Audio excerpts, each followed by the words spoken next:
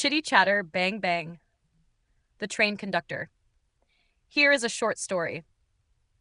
At the center of a bright little amusement park, a miniature train circled past painted horses, popcorn stands, laughing children, and a fountain that sparkled in the sun. Its engine was cherry red, its passenger cars were blue and gold, and every few minutes its whistle sang out across the park. The conductor's name was Sheila. She wore a navy cap, polished brass buttons, and carried a small silver whistle around her neck. All day long, she helped passengers climb aboard. "Next stop," she called cheerfully. But Sheila had begun noticing something strange. The train went around the same track over and over. Past the carousel, past the game booths, past the fountain, through the little tunnel, back to the station, again and again. One afternoon, as Sheila stood beside the engine, she heard another kind of train inside her mind.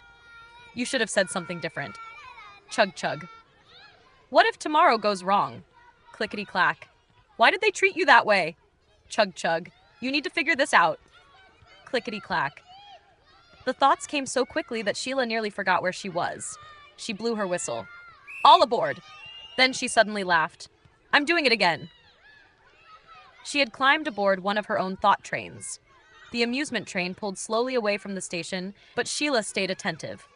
She listened beneath the children talking, the wheels turning, and the little engine puffing. There was something quieter underneath it all. Silence. Not an empty silence.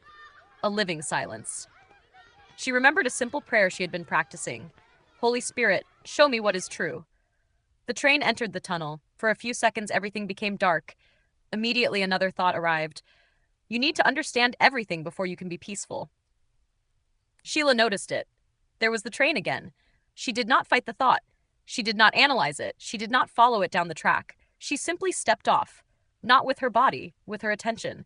By the time the miniature train emerged into sunlight, the thought had passed. Sheila smiled. The next lap brought another one. Something is missing. Off she stepped. Then another. You are behind. Off she stepped. Then another. You should be somewhere else. Off again. She began to see that mind wandering was like riding trains without realizing she had boarded them. Every thought offered a destination.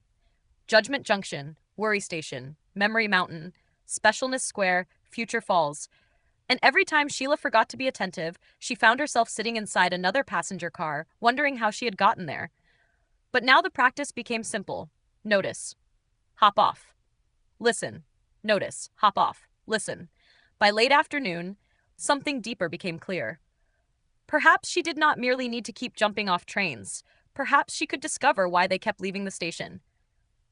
During her break, Sheila sat alone on a wooden bench beside the tracks. A thought appeared. I need other people to approve of me. She looked beneath it. Is that true? Silence. Another thought came. If they don't approve of me, I'm unsafe. She looked deeper. Is that true? Silence.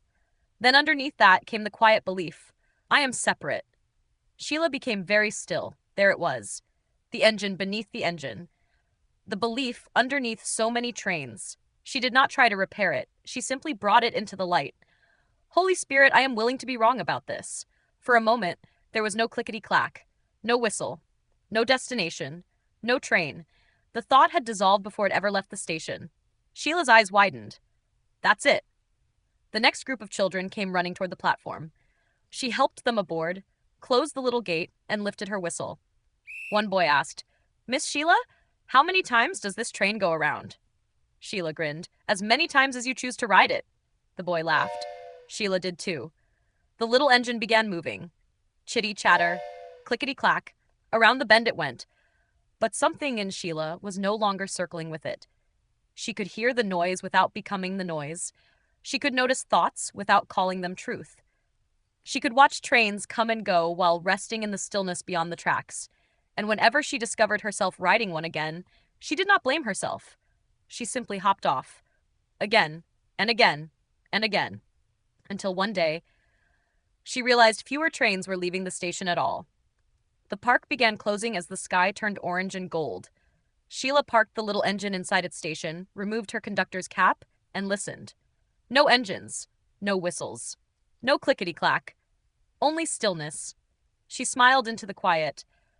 The real training, she understood, had never been about controlling thoughts. It was about becoming attentive enough to remember the silence they could never disturb. May we sing, rest, and dance our way home together.